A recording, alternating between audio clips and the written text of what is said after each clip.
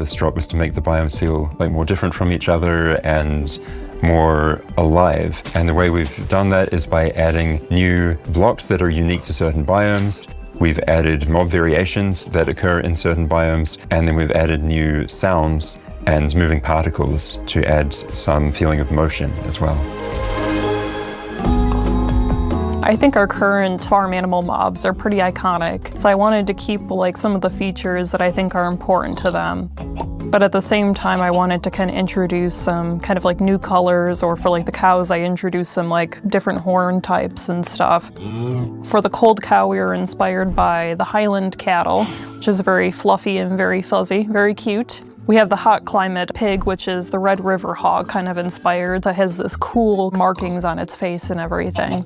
And then we have a cold or cool chicken, which is inspired by Polish chickens, which have some really nice kind of feathers going on. I think my favorite is the cool chicken, just because I get to say cool chicken around the office a lot.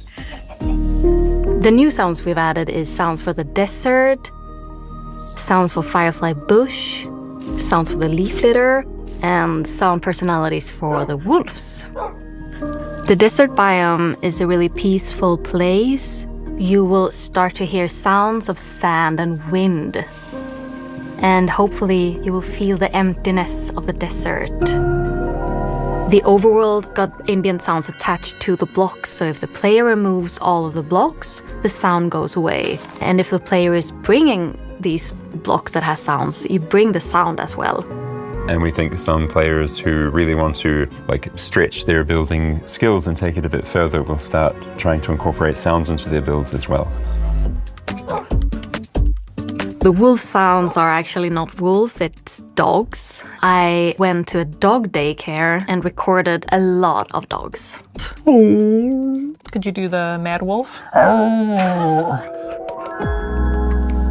We've also made some other changes to add more movement to the overworld. For example, with the new Firefly Bush, the block attracts firefly particles that move around above it, which is really nice when you find them in the swamp or near rivers. And because the fireflies come out in darkness and go away in the light, like a technical player can even switch them on and off. So there's a lot that you can do with this block. I'm really excited about the new spawn eggs too. For players who play in creative mode, we have so many mobs in the game now, and the spawn eggs, they were starting to look a bit all the same, like it gets harder and harder to remember which one is which. So I think the new art is just fantastic, and there's so much character and personality. More precisely, in the soul sand valleys, around these familiar, odd-looking bone structures. But if you take a closer look, you might notice something you haven't seen before.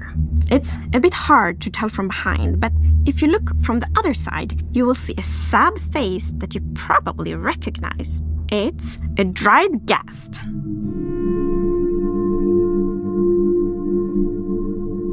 The dried ghast is a little bit smaller than a regular block, and well, it has this cute little tentacles on the sides and has this just little bit grumpy face to it.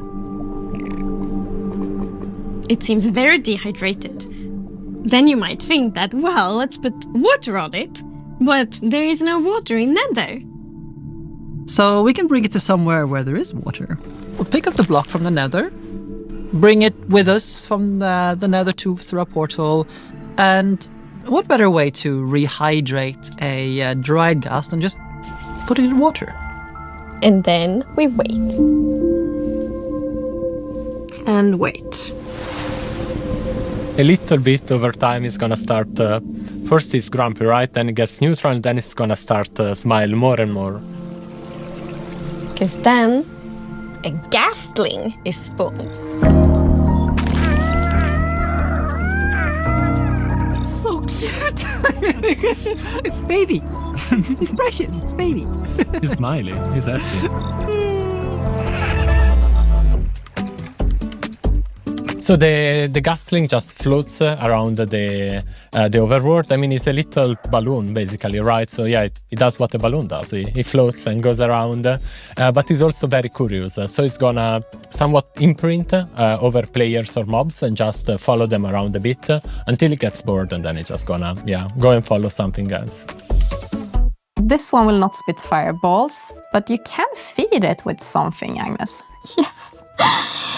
It actually is quite fond of snowballs instead, of course. I think it's so adorable. It's both hydration and cooling down. And when it grows up, it turns into yet another new thing, which is the happy gas. Yeah, the happy gust is friendly towards the player. It's gonna roam around, fly around. If the gust brings you fires, the happy gust brings you smiles. There is one more thing you can do with happy gas. You can fly on it. Which is obviously what you long for when you see your buddy flying around in the sky. You want to go flying with it. So if you craft a harness for your gust, you can tempt the gust to come closer with the harness, put the harness on, and jump up on it.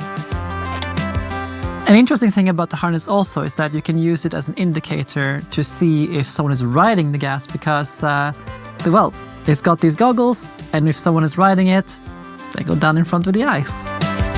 You can actually be up to 4 players on the happy gas, so you can fly on it together. So you can be the passenger princess on my gust. Of course.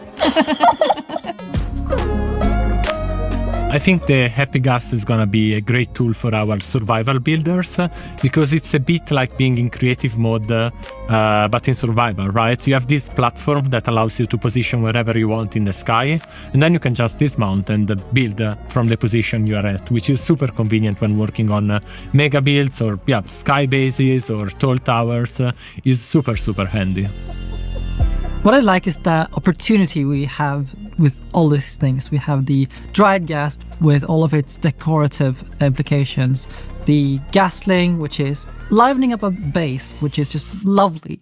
Then there is the happy gas with all of the shenanigans you can do with the PvP, the construction, racing, and so many more things.